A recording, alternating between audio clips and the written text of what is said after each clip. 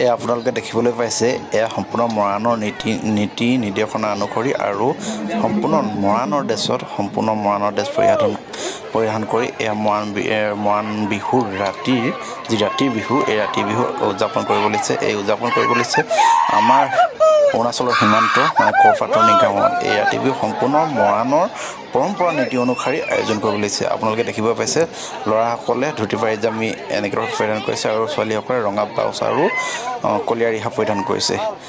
আৰু যিসকলে মোৰ এই ব্লগটো চাইছে নিশ্চয় ছাবস্ক্ৰাইব কৰি দিব বুলি আশা কৰিলোঁ আৰু লগতে আজিৰ ভিডিঅ'টো ইয়াৰ পৰা ষ্টাৰ্ট কৰিম।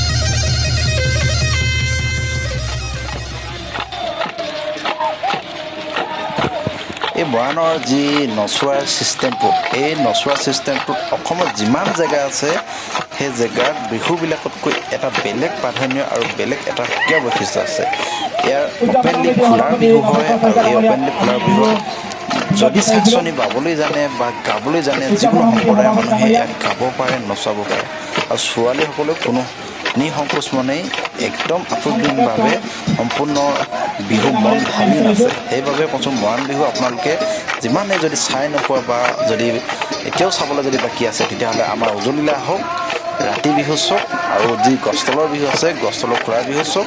আপোনালোকে মৰাণ বিহুৰ যি মাদকতা এই মাদকতা সম্পূৰ্ণ সুকীয়াভাৱে উপলব্ধ কৰিব পাৰিব বা আপুনি চাই নিজেই প্ৰত্যক্ষ কৰিব পাৰিব।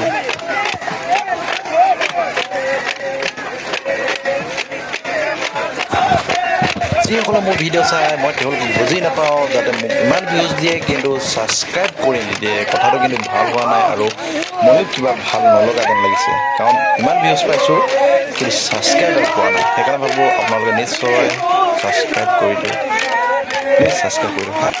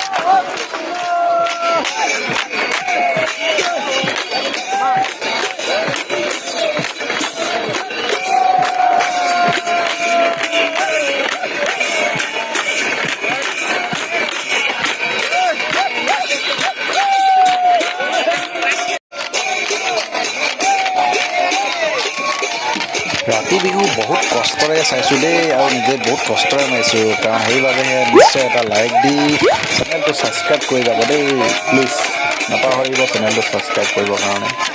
কাৰণ ৰাতি টোপনি ক্ষতি কৰি বিহু মৰা আৰু নচাসকলো কম নহয়, বিহু মৰাসকলো কম নহয়। সেইবাবে কৈছোঁ যে মৰাণ বিহুৰ প্ৰতি সন্মান ৰাখি আপোনালোকে মোক এটা লাইক দি যাব আৰু লগতে ছাবস্ক্ৰাইব কৰি যাব।